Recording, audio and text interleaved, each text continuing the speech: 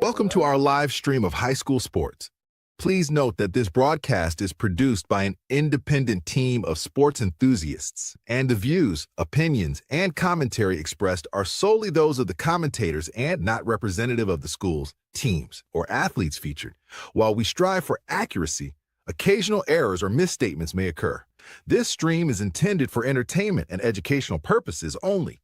Thank you for joining us and enjoy the show.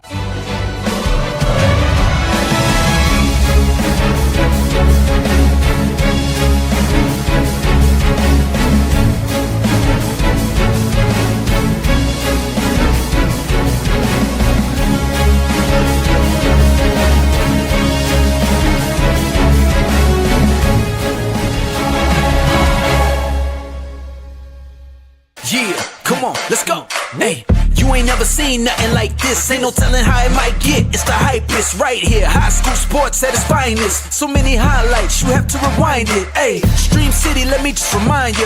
The heart of a lion, a team full of fighters. So many stars on the field, it'll blind you. They're giving everything they got till the time's up. Yeah, legends in the making. History is made. We just getting started. You ain't seen a thing. YSN, gotta know the name. They gon' bring the flames. They gon' do their thing. Take it to another level, don't hold back. High school, got a passion and we show that. Got the drive and you know they got the heart. Number one spot for your high school sports. Let's go for the win. Hey. Welcome into the Joe Dickey Electric Scoreboard. I'm Mike Ackelson, along with Anthony Hartwig. Week 10 did not disappoint whatsoever. Pressure on some teams, had to get some things done. Pressure on teams that didn't quite get things done tonight. Would you say maybe a 10 out of 10? Oh, yeah, I'm going to give this one a 10 out of 10. And don't worry, we got the big guy coming in here pretty quick, Greg McAfee.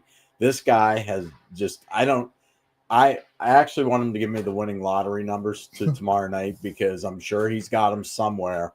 This dude, like, karma follows him, man. He is all good luck. Big game, Greg. And if you got a losing streak, you want him to call your game because it ends. Well, it's the curse breaker. Breaker strikes again. Yeah, absolutely, 100%. So that nickname is going to stick forever. Yeah. Now, let's head right to the scoreboard. Let's get a quick roll on that because we're going to talk playoffs. Playoffs? Yeah, we're going to talk playoffs here. Warren JFK, they actually played this afternoon. Lutheran East does not have lights, so that game started at 3 o'clock, I believe. they also don't have a win today. Yeah. Because JFK got it. Yeah, absolutely. 19-7. St. John shuts out Cardinal. How about this one? Perry all over Hawken, 55-10. And the stunner of the night that we'll be talking about shortly after we go through all the scores, Boardman in overtime rolls the dice. Whew. And it hits. They win 22-21. We go into South Range. They needed a win to get into the playoffs. Most likely. They still had a slight chance if they fell, but they didn't want to leave it in the hands of destiny. They win 32-31 over Hubbard. Also going for a go-ahead, too. Not quite as dramatic as Boardman because it wasn't like as time expires, but still pretty cool. Pymatuning Valley, they get the win over Grand Valley 38-0. We have Girard all over Niles. Perfect. And 56-6. And then Columbiana Lisbon playing a very thrilling game, but Columbiana outscores the Blue Devils 52-35. Geneva took one out on Jefferson. They win 56-0. Crestview all over Lake LeBray, 49-13. And it is Edgewood 50-6 over Lakeside, and Beaver Local 22 points better than Lakeview. We'll go inside the EOAC. United still rolling as they win 55-15 over Southern Local. McDonald gets the win over Middle Ridge with a last chance defensive stop for the Blue Devils as the Rams had the ball with a chance to go down and tie and even take the lead with an extra point. But the Blue Devils defense holds and gets 20-14 win. Liberty beats Southeast 55-29, the final score there. And then Latonia gets the win to close out their season 25-13 in Wellsville. In a must-win to get in for either team, Springfield comes out on top over Lowville 33-19. That margin of victory isn't how tight this game was. This was an absolute barn burner of a game. Fantastic one. Congratulations to the Tigers. Poland all over their arch rival, Struthers 52-8. Hallen falls to University School 35-14. And probably one of the most unreal games. I don't think anybody would have said, hey, over 100 points in this before it started. Valley Christian wins 55-54. They hit a massive 45-yard pass on 4th and 8 to set up 1st and goal. They get the touchdown on 4th and 9. Mm-hmm. Then they're penalized. It's like a 35-yard extra point, and Valley Christian hits it. There's your difference. But give the Bulldogs a lot of credit. They could have folded at any point in this game. They never did. This was a whale of a football game.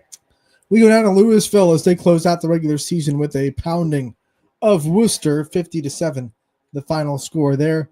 Western Reserve, they were a win-and-get-in team, and they took care of business against Jackson Milton, 33-0, the final score there.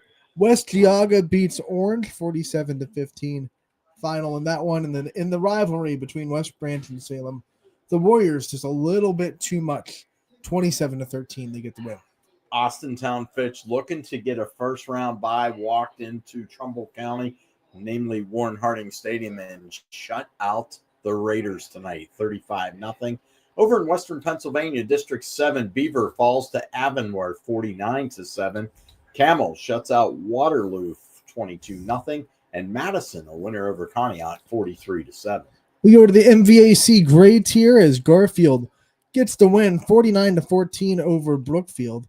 Champion against Newton Falls playing a really good game, but the Flashes win by 3, 27-24, to get some positivity to close out the regular season. Mohawk gets the win over Riverside in PA, 35-24. And then East Liverpool, they fall to Oak Glen, 34-22. In another fantastic game, Archbishop Hoban over St. Ed's, 24-20. This was a fantastic football game. Congratulations to the Knights. And Fairport Harding, a winner over Wyndham, 42-6. So that's our first look at the scoreboard, and we have filled up. But we are going to big play Greg McAfee first. He was at Boardman, had to call the Canfield Spartans game, and we bring Greg in, and I'll tell you what a ball game. What's up, guys? Again. The curse breaker himself joins the show. You might be the most hated man in Canfield. I maybe. I don't know, man. That game was going both ways. I mean, it really could have went either way. And I had the Poland Gerard game earlier this year when Gerard went for 2 to win that game, and it really, coming down to the final moment, it really had the same kind of feeling. And right before the PAT attempt, DJ Dota called the timeout and brought his team to the sideline, and they were chatting. And I was like, he's going to give him the choice to go for 2 or not. And I talked to Vince Butto after the game, and I was like, what was the conversation in that huddle? And he was like, Coach Dota gave us the opportunity. He gave us the choice of whether we pick the PAT or we go for 2. And, we were riding high. We have all the confidence in our offense, and we wanted to go for 2. We wanted to go for the win. That's how we're built. That's how our season has gone. And it was funny because earlier in the game, Boardman didn't pass the ball a lot. I'm sure you guys, tuned in every once in a while, but they did not pass the ball a ton. They had 1 pass attempt in the first half, and then probably 5, maybe 6 in the second half. And they ran a similar play to that 2-point conversion earlier in the game, and Butto just missed Detmer with a high throw. And so I asked him, I was like, was that the same play? And he was like, yeah, that was the same play. Luckily, he came open this time, and we were able to convert it. So huge moment for the Spartans. I mean, ending Canfield's perfect season. They punched their ticket to the playoffs. I mean, it was pandemonium in Boardman. I mean, it was such a good game, back and forth affair. 2 great defenses, 2 great offenses. It was awesome. That's all the words I got for you. It was awesome. There's a lot in this game we want to talk about. I want to start with Boardman scoring first and setting the tone. Yeah. How important do you think that was for the Spartans to come out and make the first strike and get themselves a little bit of confidence with that first score? I mean, it was huge. I mean, their first offense, they scored on their second offensive drive. Their first offensive drive, they marched down the field into maybe the 30-yard line in Canfield territory, and they got stopped on like 4th and 2. And before that, they were controlling the clock. I mean, the first quarter went by in like the blink of an eye. It was crazy because there was just so much running game involved. And so they get the ball, they force a 3 and out, they get the ball back. They get down into Canfield's 30-yard line again, facing 4th and 9. Vince Butto hits CJ Rice on like an out route beyond the sticks and converts the first down, and they punch it in like 2 or 3 plays later. I mean, it was huge. I mean, to steal that type of momentum, I mean, I think they did it last week against Fitch.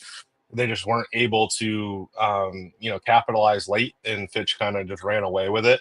This game had a completely different feel. Boardman was never out of the game. They were always within a stretch.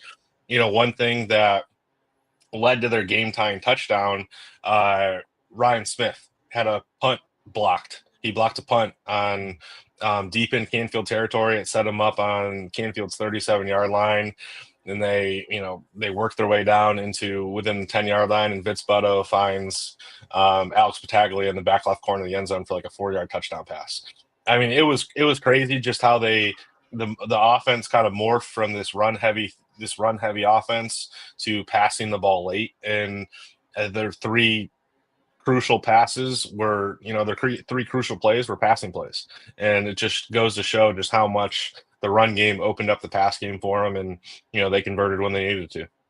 Had to be one of the fastest games you saw all year, because like we're watching it, and all of a sudden it's like it's halftime, and the other games are barely into the second quarter.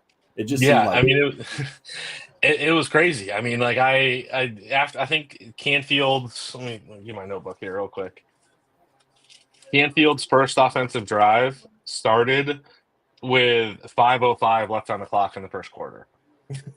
So Boardman ate up 7 minutes in the first quarter on their first offensive drive, and the first quarter was over like that. It was crazy quick, really quick first half, and that's what as a reporter, as a broadcaster, you love to see those quick games. I will say that, but it delivered in all aspects. Well, and the other thing, you look at that though, that way they kept Canfield's offense on the sideline. Yeah, that is perfect game planning by Boardman. Exactly. I mean, you obviously have that first drive, and then you force a 3 and out from Canfield, and Canfield never really seemed to have a lot of momentum on offense until their first drive of the second half. Like their scoring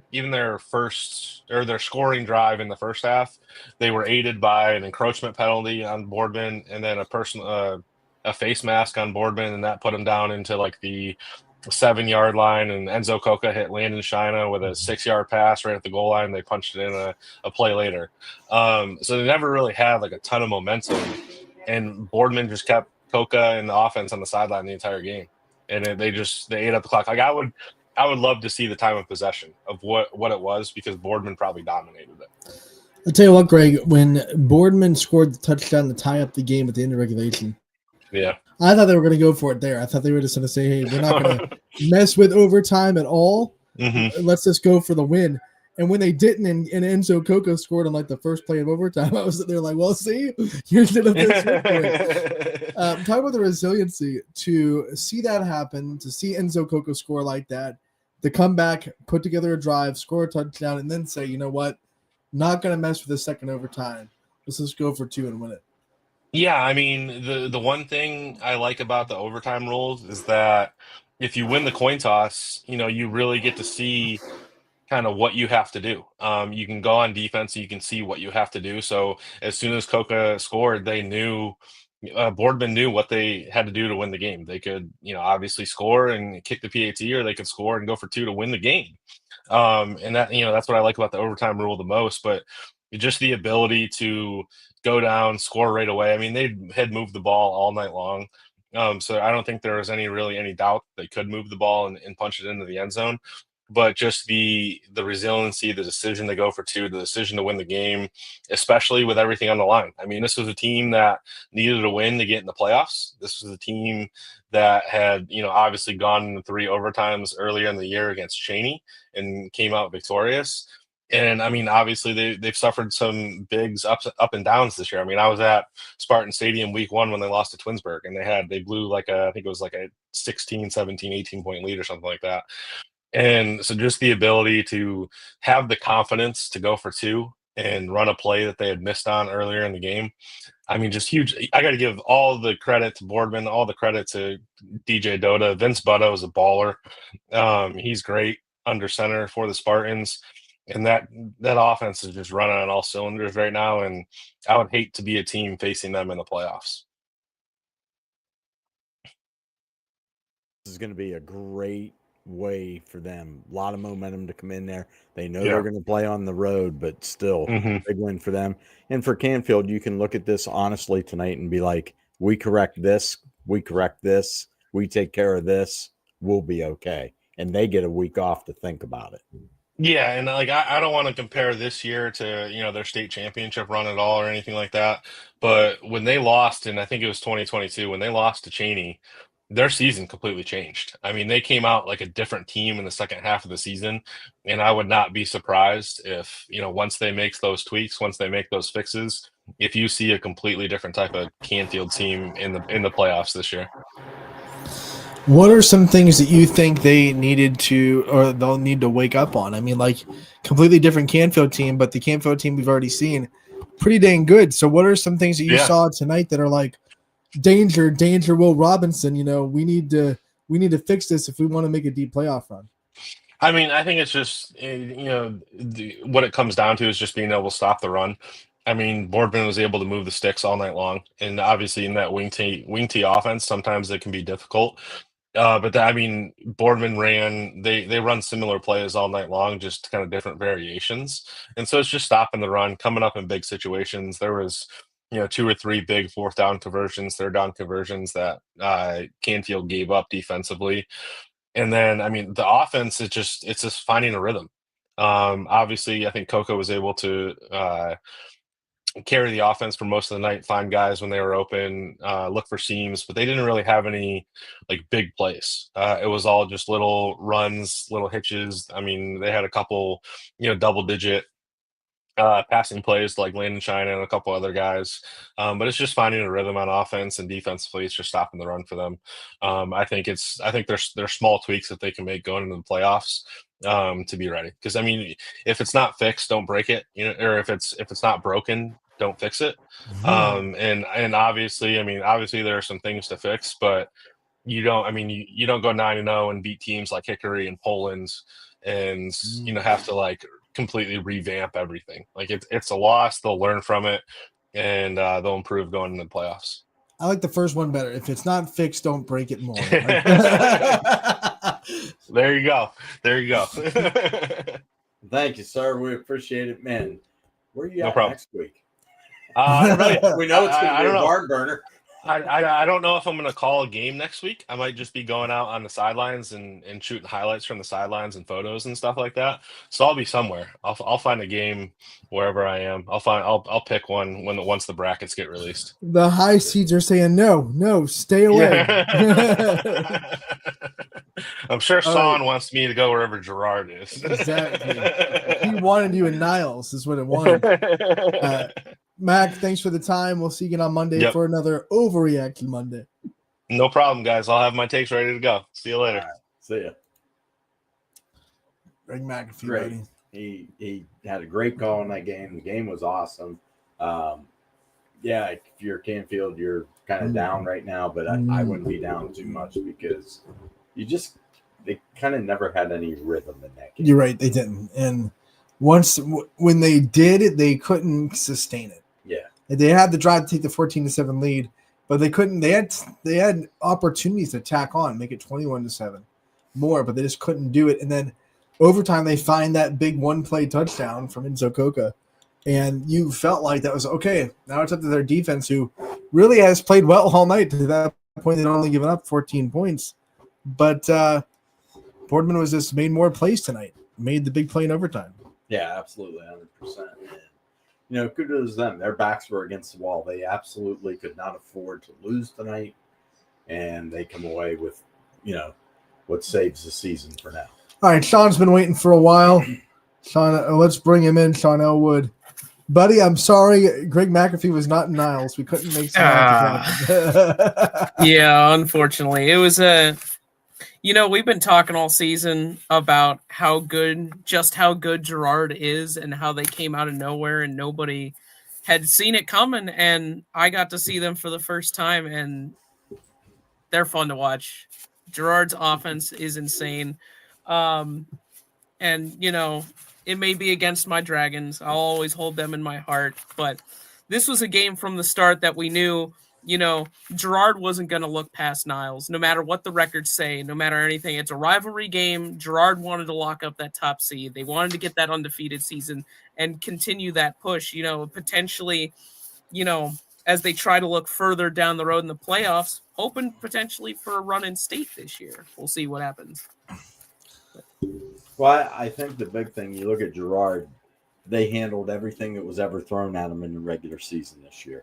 A lot of people, when they looked at them and said, they're not going to beat Poland. They beat Poland. They're not going to beat South Range. They beat South Range. Why'd you point to me for that? You might have been the guy that gave me that quote that they were not going to beat South Range. And I remember last week when we talked, would they have a letdown against Hubbard? And early on, Hubbard punched them. They did. And they answered it. And so far, 10 times they've answered the bell. Now, the nice thing is next week, Sean, they get a break. So if there's any bumps, bruises, they get to heal up. I'm not a big fan of having buys in the playoffs because I think you can get real stagnant fast. Just ask Peyton Manning. Happened to him several times when the Colts were very dominant. But this could be a good thing. Oh, yeah. Because Coach Pearson will be able to have a nice week of practice with him. Oh, yeah. And I feel like despite the bye, you can't lose focus at all because as we talked about last week, this is a region of the Ohio playoffs that is not going to stop. There's a lot of really good, tough teams out of this region, and it's going to be a squirrel. They're all just going to be, it's really hard to predict which team is going to come out of there. And I think Girard really, like they've done all year, has to be prepared for anything. They can't look back. They have to be watching next week. And I know Coach Pearson is going to be watching next week and trying to game plan ahead of time because you can't sleep on any of the teams in this region. As we talked before, you have Girard, Mooney, Poland, and Garfield, who I believe should be the top 4 in that region. Liberty sitting there at the 6th spot, and you had South Range and Pymatuning Valley, 2 teams that needed a win this week to clinch.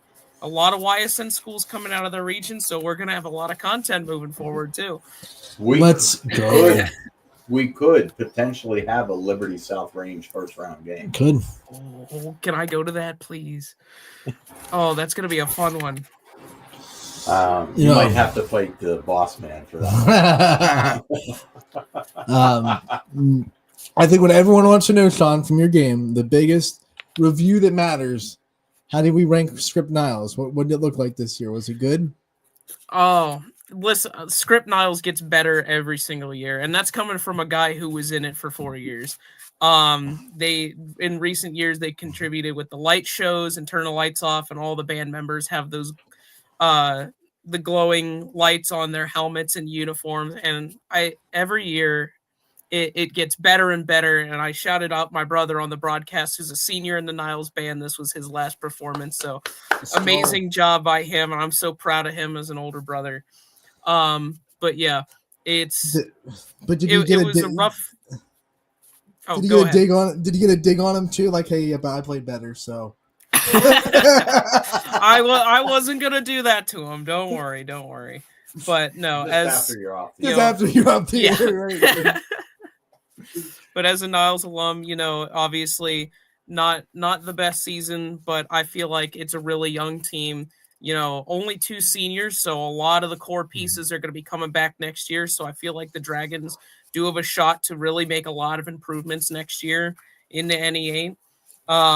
As for Girard, as we said before, a young team, and this team is already dominating and doing what they do, a 10-0 season with a lot of pieces that still have another year or 2 left in them. A.J. Pearson, the quarterback, he's still a sophomore. A lot of their receivers are sophomores and juniors. Mario Lipinski had a 3-touchdown game today. He's a freshman, and he has insane speed. I got to see him for the first time today. I feel like this is going to be Gerard's conference to lose going here on out. And I know in recent memory, it's been South Range's conference to lose. And I feel like we're seeing a shift in the tides here. The turn of the tides and maybe a new dynasty on the horizon for Gerard. We'll see. Sean, thanks for the time, buddy. We appreciate it as always. Great call. And we'll see you again next week for playoff time. All right. Thank you so much. Take care, guys. All right. You all right? I'm good. Gerard was just taking my breath away a little bit. That Script Niles thing got you going. I was excited. Okay. Script Niles, it can get real wild. So, All right, we'll go to Michael Mannion, who had the call in Middle Ridge for that big matchup in the MVAC Scarlet tier. If my mouse will click on him. There he is. well, hey, Mike, you had one great game to call out there tonight. It was a fantastic game. I mean, they traded almost identical drives. They traded turnovers. They traded turnover on downs, and then they started trading big plays in the fourth quarter. It was the definition of two small towns in a rivalry game. It was great. It's a great game. Both Obviously, teams are very ready for the playoffs, in my opinion. Obviously, McDonald's the one that gets to win 20-14.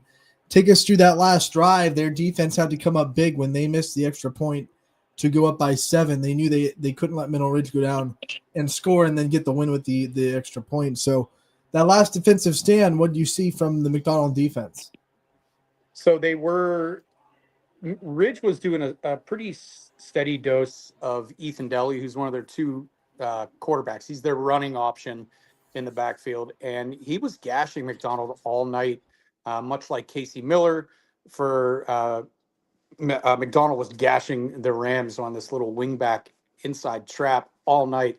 It seems like both teams just kept repeating the plays that were working with a mantra of not wanting to maybe put too much on tape for the playoffs. But on that last drive, McDonald was in a bend but don't break.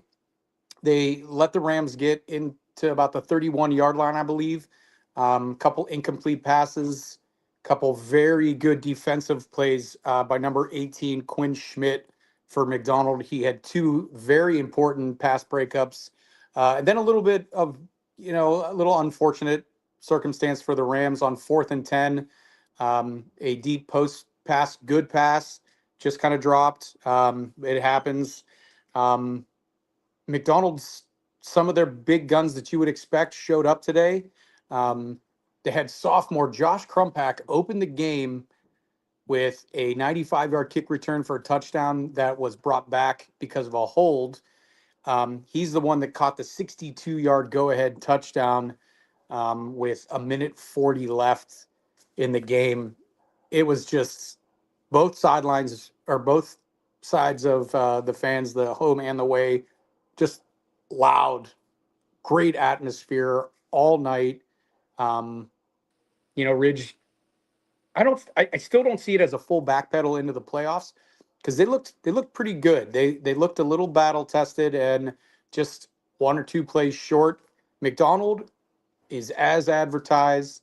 They're very balanced. They'll throw, they'll run, and I think they'll correct some things that Ridge exposed in between the tackles on defense. Well, I think the big thing, too, is you look at this, like you said, you got to throw the records out. This game is not typical of how either team's season has gone because I remember covering this for so many years when I was at WFMJ. This was about bragging rights for life, especially from the senior classes. So, it's just different. There's a different feel. And I've covered games between these two teams when one team was having a horrible season, but somehow got out a win and ruin the other team's season. So, you can see both sides of it. I look at Middle Ridge, man, they fought everything they had in them tonight. And I'm thinking when they tied that game up at 14, okay, here we go. But, boy, McDonald, they counterpunched real quick there. Yeah, they sure did. And, they had a huge 3rd and 13 on their opening touchdown drive. And the play to Crumpack was also on 3rd and long. So it was just crazy they did down a distance didn't matter. They just were going to try to execute, and they showed every bit of what an undefeated team does. Not a lot of penalties, not a lot of mistakes. They did have 2 interceptions. The one was a great play by the Ridge defender, and the other one actually looked like a little bit of miscommunication. So they're pretty sound, they're pretty disciplined, and I think that they're going to be pretty good again for the next few years. As will Ridge. You talked about those 2 turnovers, and obviously not everything for McDonald went right today, but we've seen them a couple of times this season be able to pull out wins when they're not playing their best. What do you think it says about this team that they're able to just find ways to win? I mean, they keep doing it. Yeah, you said it. I mean, you just you're watching them dig deep and pull a victory from the jaws of defeat, and they did it in a very big way against Springfield, 7-6. That's a playoff atmosphere. That's a playoff style win, and then to do it when you don't have a ton on the line, you're not going to be able to get that number 1 seed. Probably, 85%, I believe it was not going to happen even with a win, and then whoever sits there at 1 in the loss. But your rivals in the playoffs, you're in the playoffs. They found a way again, and Middle Ridge is they looked good in a loss. I'm not one for moral victories all that much. This is the best they've looked in their 3 losses, I'll say. And for McDonald, you finally go up against a team that has some big numbers as far as bodies. Coach Hake does a lot of turning and subbing to keep everybody fresh. And McDonald's going to see that against their big dogs that they're going to have to face in the playoffs. So I think it proves that they're battle tested, well coached, and good discipline with Zajac and Puckett as seniors in that backfield is important. Perfect, man. We appreciate it. I know you're looking forward to the postseason. Just perfect on you. So appreciate you calling in, and we'll hope to see you in the postseason. All right, gentlemen. Thanks a lot. Appreciate it. Wow. Got a tidbit to add here, and kudos out to United coach DJ Ogilvy. Yes. Picked up his 100th win there at the school. So that's an accomplishment. That shows you've put together a pretty good run. And don't forget, he wears 2 hats. He's the head football coach. He's also the athletic director. So actually, he's juggling 3. A lot. He's wearing 3. What? Yeah, he's just a good guy. Okay, there you go. He's got the good guy hat, too. He's got the good guy hat. So, I'm sure when the time requires it, he can put on the bad guy hat, too, right? You just reverse that. Not afraid to be a bad guy. You just flip that around. Flip that and backwards. be the hard-nosed guy that you got to be. He doesn't like to do that, though. I mean, that's just his style. It's interesting. I love the way Week 10 broke down. Some great games. Great games. Yeah, we've had some great call-ins tonight. Mike was awesome on his because, again, that was not your typical win, get in. This was a rivalry game, but it also had conference implications on the line. It had everything that you could want in a football game. And for McDonald, they know they're going to be sitting at home next week. And obviously, we'd love to just go into what all these implications are playoff-wise, but Joe Itel still trying to configure everything. There's a lot of calculations being run. That's not up to date yet. It's there. But. So we can just talk about this, like the ones that we know. Yeah. Maybe like, hey, we understand that this is probably what's going to happen, or this has a good chance of happening. For obviously, we know South Range with a win locked in their playoff spot. Let's start it easy. We'll start in D2. Yeah. We'll start in D2. Fitch appears to have wrapped up a spot. Should get a bye. Took care of business. They will finish the regular season at 8-1. And they haven't lost since week 1. Right. So think about the way their season's gone. So Fitch definitely took care of business. Boardman was 13th coming into tonight. Now, according to Joe Itel, with a win, they could get as high as 8. or they could still be out. It all depended what happened in front of them. And they're looking at that. Also, they're looking for those second level, Yeah, the teams that they beat getting a win. but they're going to get a ton of points from Canfield tonight. Oh, yeah. You know, so they're going to get some nice secondary points from Canfield. And we'll talk about it more when we get to the division, but their win also helps Yes. Mooney out a lot because Mooney was idle this week. So to get them into that one spot, or to keep it, I should say, they needed the teams that they beat to get wins. And Boardman winning is really big for Cardinal Mooney to try to keep that one spot in Division 5. So in Division 2, it appears Fitch for sure, Mm-hmm.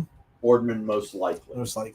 So if you go Division 3 now, Canfield was number 1 coming in. They're probably going to be number 2, Right. Because I'm going to imagine CVCA probably got a win. They did get a win. And the good thing for Canfield, though, is they can't drop lower than 2. Yeah. So they are locked in at 1 or 2, probably 2. And if you look at the rest of that, that is the only YSN school. Youngstown East was still mathematically alive. They play tomorrow. They play tomorrow against Cheney. So it'll depend what happened in front of them. Did Benedictine win? Did Akron East win? Gilmore Academy. Mm-hmm. You have to look at what they did. If they all won, East doesn't get in. Yeah. But if one of them lost, East will now have to beat Cheney in order to proceed. And that's not going to be a knock them down, just whatever kind of game. Cheney's going to give them everything that they got. Trust me, last season of 2 schools in the city, Yeah. Cheney's going to want to end their season ruining East. East is going to want to end their saying, well, we got the last city series win. This is ours. Yeah, so they're going to want to take that. Now, if we flip up to Division 4, and you look at 4, West Branch, 9-1. They have already clinched a top 8 heading into tonight. I would say they're probably going to be sitting at home next week. Probably. Getting ready. So that should put them in there. Also in there, Hubbard. Mm-hmm. Tough loss, but they had already clinched a playoff spot coming into tonight. All they could do is help their seeding. Yeah. Salem, yes, they lost to West Branch, but they were already also in the postseason. They might have lost a home game. Yeah, that's the tough thing there. And then that's pretty much it. So you're looking at West Branch, Hubbard, Salem. Well, Edgewood controlled their own destiny. I believe they took care of business tonight.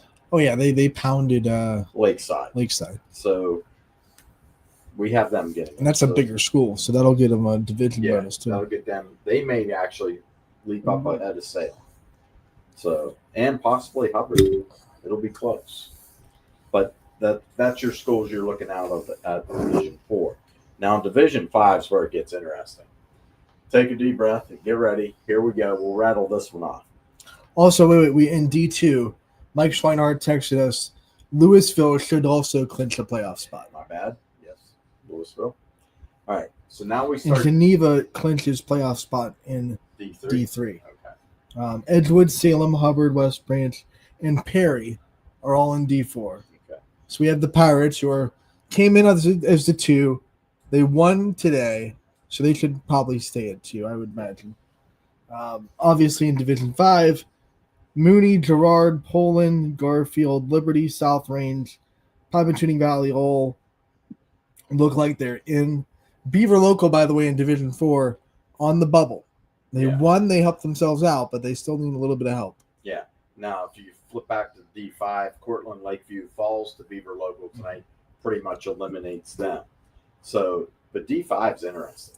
Like it literally, like when we were talking earlier, it's possible South Range could play Liberty next week. Possible. I mean, it is possible. I mean, South Range winning and still only being 11 would be the way that would happen. Or either that or well, it's all going to depend what happened in front of them too. Right. You have to look at that because even with their win, now it says they could get as high as 5. Mm-hmm. Well, if that gets them to 5, it gets them a home game. Right, and they're just hoping top 8. Really, they want to be like 7. Yeah, and then you look at that. You never want to take the first round for granted, but if you're 7, you're the way it's lined up now. Obviously, this isn't official, you're probably playing Girard in week 12. Yeah. Because 2 would play the winner of 7 versus 10. If you're 6, that bumps you up to playing Poland in week 12. And if you're 8, that would mean you would play Mooney in week 12. Which they played all those teams once this season. Yeah. They don't reseed, correct? I don't think so. I think it's a straight up 1 through 4 gets to bye. Set. 1 would play the winner of 9-8. 2 would play the winner of 7-10. 3 would play the winner of 6-11. And 4 would play the winner of 5-12. That way, if numbers went out, it would be 1 versus 9, 2 versus 7, 3 versus 6, 4 versus 5. Yeah. So it'll be interesting. And where we really load up on YSN schools is when we hit 5, 6, and 7. Oh, yeah. Like we hit those divisions. We just talked about 5. Well, now let's go to 6. So in 6, Crestview will probably be the second seed. I think they clinched 2 before tonight even started. So I think they are definitely 2. Yeah. And then you have United, who took care of business. Mm-hmm. They should be 3. Mm-hmm. You can add Mineral Ridge in that mix. They may fall a little bit because Springfield won. Mm-hmm. They're in. They controlled their own destiny. Yep. Columbiana. They won. They won. They may need some help, though, still to get in. Because it's going to depend, what Black River do, what Rootstown do. Brookfield falls tonight, so we know they're out. They're out. LeBray, they lost. They're going to be out. So you look at that, all of a sudden you got 1, 2, 3, 4, potentially 5 teams in Division 6. Mm-hmm. And the problem is it's the team that's sitting at 1. Oh, Kirtland had the 1 seed clinched in week 8. Yeah. That tells you what kind of schedule they've been playing all year, which they should. They're pretty much a state championship waiting to happen every time they play. So, big win against Perry. Right. Remember that one. But they've beaten some bigger schools along the way, and just that team is poised to just make noise. Poised to make noise. Yeah. Hornets always buzz, but you got to play them no matter what. Isn't that Marion So, in there? Yeah. So, they haven't done much. That's a 72-game win streak, which is the longest in the nation.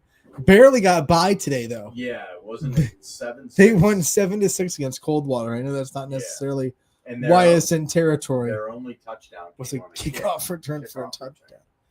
So about that. We almost saw Marion Local have their first loss in does that tell you long how, time. Does that tell you how good Coldwater is? Yeah.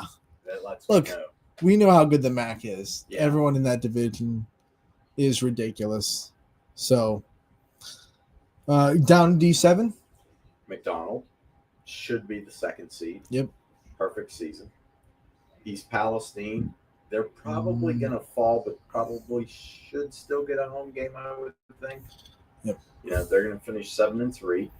JFK, they go 5-5. They won. They're in. Yeah. So they're in. Lisbon, they control their own destiny. But they lost. They lost. So now, according to them, with a loss, they could be 8th or out. It all depends what happens around them. And the same goes for Lowville. With a loss, they could be 10 or out. Right. So potentially these 2 schools could still get in, but it's not going to be an easy rest until that state pairings officially are That's announced. True. How that works. And Western Reserve took care of business. So with a win, they should be in. They should be in. But again, this is where these secondary points come flying through, and we'll see what happens there. Because what was really odd tonight, Southern Local entered tonight 2-7. They were still mathematically alive. Yeah, because of who they were playing. They were playing United, and if they would have beaten United, who had a lot of points, they would have gotten enough points to push themselves in. Yeah. And the funny thing was, with a win, they could have got as high as 10th, but it may not have put them in. Could you imagine a 3-7 team in the playoffs? Not now. Whew. 2 years ago, yeah, absolutely, 100%. We ride that out, but It almost happened. It could have happened. yeah, you look at everything that's going to break down, and a lot of it will become official. This is all these teams appear Right. to be where they should. This is conjecture, guys. This is just us conjecting what we Two believe will happen. wackos that they gave a microphone for some reason. Talking about playoff. I've had one for a long time. I know. And I'm glad you joined me. They never took it away. They haven't taken it away from me yet. So we must be doing something right. We're okay. We're okay. DJ hasn't come in and told us to shut up and sign. Get off out. yet. Get out. We're done. You two are done. Man, but that's it. Yeah. We're done for another season, buddy. Yeah, I can't believe how fast it flew. I apologize. I missed a few weeks this year. You had some obligations. I did, and then I had one that really turned sour for me. My love for my Nittany Lions. Like you said earlier, it's not that happy in Happy Valley right now. It is unhappy valley. But the hockey team's good. So I saw you pull up a highlight right before we sat down for the I Scoreboard did. show. So I did. I am a big hockey fan. So we got that all going. Let's run through the scoreboard. let's bring it up. And we'll give you the scores one more time here on the Joe Dickey Electric Scoreboard, final edition for 2025. Now, when we're gone and we're in playoffs, you can still find all these scores at ysnlive.com/scores, the live updated scoreboard, brought to you by Burnett Pools, Spas, and Hot Tubs. You want me to start it off? Absolutely. All right, we go with earlier in the day, played at 3 o'clock. JFK gets to win 19-7 over Lutheran East. St. John all over Cardinal, 49-0. Perry gets the win over Hawken, 55-16. And then Boardman in overtime goes for 2 and ruins Canfield's perfect season, 22-21. All right, Hubbard. Great game down in South Range tonight. But the Raiders went for 2 every time they scored a touchdown, and it was that last deuce that put them over the top. They were down by double digits in this game. Never gave up, kept battling. Big win for basically a young Raiders team. Yes. And I know everybody's ready to say, hey, we're going to push them aside and there's a new king of the hill. There is this year. But that South Range program isn't going anywhere. If you haven't heard, the 8th grade team has never lost. Yeah. And they beat Massillon and the Youngstown Saints this year, which is basically Mooney and Ursuline's feeder program. Mm-hmm. And then obviously they beat Massillon. So those kids are coming up. So yeah. Who knows what South Range will have next year, but they're going to retool. They're looking like they're going to have a lot of talent. Yeah. Pie Valley shuts out Grand Valley, and Girard runs the table this season. Perfect 10-0 as they take it out on Now's tough season for the Red Dragons. And what was a great game early between Columbiana and Lisbon ended up with the Clippers coming away with the final at 52-35. Those last 2 offensive outputs by Columbiana in back-to-back weeks. Yeah. Woo! I don't know if I want to play them in the playoffs right now. The way they're clicking, Geneva's clicking. They take it all over Jefferson, 56-0. Crestview ends their season as MVAC Grade Tier champions outright and undefeated in the conference as they beat LeBray. Edgewood all over Lakeside. Final score there, 50-6. And then, as we said earlier, Beaver Local got the win over Lakeview with the final score, 42-20. DJ Ogilvie picked up his 100th career win at United as they beat Southern tonight, 55-15, as they claim the championship. And Middle Ridge falls in a tough one to McDonald. This was a great ball game, folks. 20-14, the final score. The Blue Devils run the table this season. They are headed, both teams headed to the postseason. Liberty, boy, they have played some good ball. I think they would love to have that one back against Garrettsville Garfield a couple weeks ago. I mean, even the Crestview one, they only lost by 7. Imagine if those 2 games went their way. But this was a Liberty Leopard team that is full of athletes, speed. They could make some noise in the playoffs. They're going to be a team to watch. They beat Southeast 55-20. And Latonia goes down to Wellsville. The Bears ending the season with a win, 20. Remember, this is the last game for Latonia as members of the EOAC. They are out of the conference next year, so they go out with a bang and get a win. Springfield gets the win over Lowville as they make their playoff spot a little bit brighter. 33-19, the final score over the Rockets. Poland all over Struthers. The Bulldogs win 52-6. University School gets the win over Howland, 35-14. And then in an absolute thriller, Valley Christian outlasts East Palestine 55-54. That extra point, that was like a 35-yard kick, is the difference maker. Yeah. They also hit on a 4th and 9 for a 45-yard pass. No big deal. Yeah, not a big deal. Louisville looks like they have punched their ticket to the postseason. They beat Worcester tonight 50-7. Western Reserve shuts out Jackson Milton. West Geauga, no problem. They are 32 points better than Orange. And the big rivalry game down in Quaker Country. Quaker Country goes to the Warriors tonight, 27-13. Both teams appear to have punched their tickets to the playoffs. How about this game? People thought it was going to be pretty close, but Fitch had other plans as they go into Mollenkopf Stadium, and they win 35-0 over the Raiders. Avonsworth all over Beaver over NPA, 49-7. Campbell ends the season with a positive note. They win over Waterloo, 22-0. And then Madison takes care of Conneaut, 43-7. The G men took care of Brookfield, 49-14. They're headed to the postseason. Champion beats Newton Falls in a close one, 27-24. Over in WPIAL District 7 in Western Pennsylvania, it is Mohawk getting the best of Riverside, 35-24. And East Liverpool falls to Oak Glen, 34-22. Last but not least, a battle up in Akron, and it was one that I think a lot of eyes were on, like almost every game that Hoban plays. St. Ed's came to town. Hoban gets the tight win, 24-20 in that one, and then Fairport Harding ends their season, I believe, undefeated, 42-6 over Wyndham. There you have it. Another run through the scoreboard here. And I'll tell you what, it's been a fast, furious 10 weeks. We appreciate everybody that came in this year, called games, helped out on games, posted stories, did coaches' interviews. What a fast, fantastic 10 weeks it was. Absolutely. And we want to give, I think, some shout-outs to our workers here at the Audible Call that maybe don't go on camera with us in the Joe Dickey Electric Scoreboard show, but should still get some good shout-outs. Scotty, Radar, Mike Schweinhart, Eric Oates, and even Brian back there that keeps everything going, the great and powerful Wizard of Oz behind the curtain. We could not do anything without Brian Scott. Yeah. Literally. Yeah, absolutely. These guys are great. They're here every week. And they're on it. They love doing this. They love coming in. It's a fantastic time. But we just wanted to give a shout out, a thank you to everybody who called games. Looking forward to the postseason. It's about to get fun.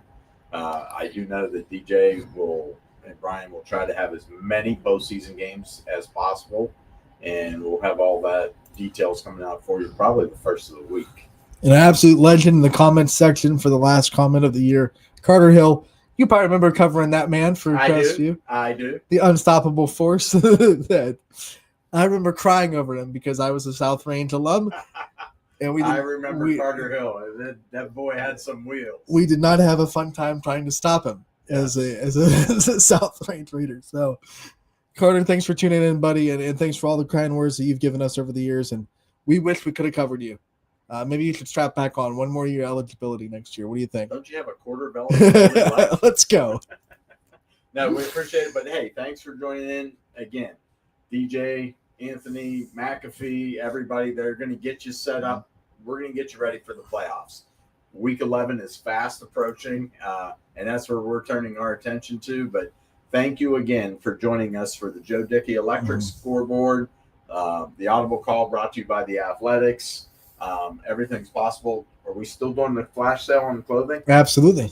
You got the shop. I can put up the QR code right now. Let's do that. We're going to do that. If you want some of this YSU brand stuff, we got it for you. QR code right there. We'll leave it up for a couple of seconds. That is a direct link to our team shop. And if you miss it, you can go over to ysnlive.com, click on the shop tab. Lots of cool items. get some really great YSN gear. Yeah, absolutely. You'll look snazzy at the game. The code for the 20% off is FLASH20, all caps FLASH20, and that'll get you 20% off of your order.